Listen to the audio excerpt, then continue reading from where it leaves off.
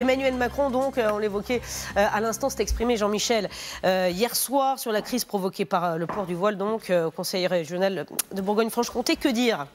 Écoutons Emmanuel Macron et votre commentaire après. Faisons bloc et ne nous divisons pas pour lutter d'abord et avant tout contre la radicalisation dans notre société. Œuvrons pour que la République soit partout et être intraitable avec le communautarisme. Alors il dit ce qu'il faut faire, mais pas comment. Alors, il ne dit pas comment, il faut reconnaître que ce n'est pas facile, mais si on prend ses propos, difficile d'être en désaccord avec le chef de l'État. Quel est le problème majeur qui est devant nous? C'est effectivement la radicalisation. Donc il faut lutter contre la radicalisation. Bon, comment? Vous avez raison. Ça, c'est une vaste question. Empêcher la montée des communautarismes, bien sûr. Dans des propos privés, le chef de l'État a même été un peu plus loin, puisqu'il a pu craindre que la France ne s'engage dans un processus. Le mot est terrible, la formule est terrible, de guerre civile. Et dans le propos, là, on l'a pas entendu à Toulouse hier, il ajoute qu'il peut exister dans la tête de certains un raccourci fatal entre terrorisme et islam. Donc, toute l'analyse du chef de l'État, on la partage. Ce qu'on a du mal à comprendre quand on ouvre un peu les yeux, quand on lève un peu la tête, c'est comment on est passé d'un attentat à la préfecture de police extrêmement traumatisant, à la préfecture de police de Paris, à un débat sur le voile. Quel est le lien entre les deux? Normalement, il n'y en a pas.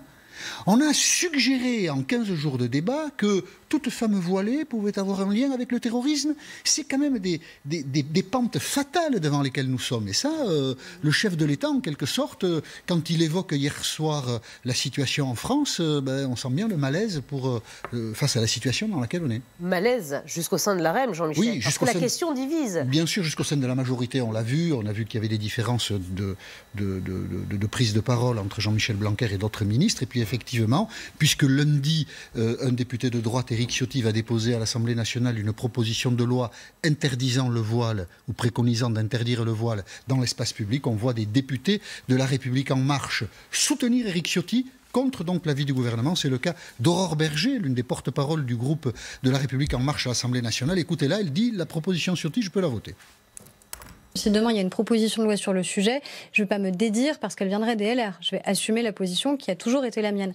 Voilà, elle a toujours été favorable à l'interdiction du voile et donc même si elle appartient à une majorité qui officiellement ne veut pas interdire le voile, elle pourrait voter la proposition. Mais donc on est dans une confusion mentale assez forte. Alors pourquoi cette confusion? Comment on en est arrivé là, Jean-Michel? Pourquoi? Parce que le chef de l'État a manqué de pédagogie, de clarté, de lucidité sans doute après l'attentat. Il a évoqué une société de vigilance. Alors certains ont pu comprendre qu'il souhaitait que les citoyens soient vigilants pour aider les policiers dans la détection du radicalisme.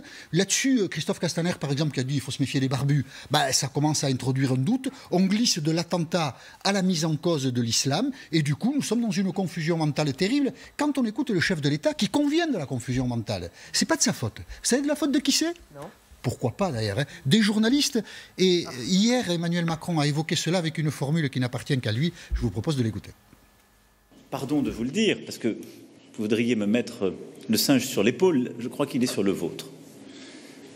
Sur la vôtre. Petite faute, oui. Sur notre épaule, il y aurait le singe de la confusion. Moi, personnellement, je vois plutôt le singe, puis un gros singe, sur l'épaule d'Emmanuel Macron. Mais bon, tout ça, c'est une question de point de vue.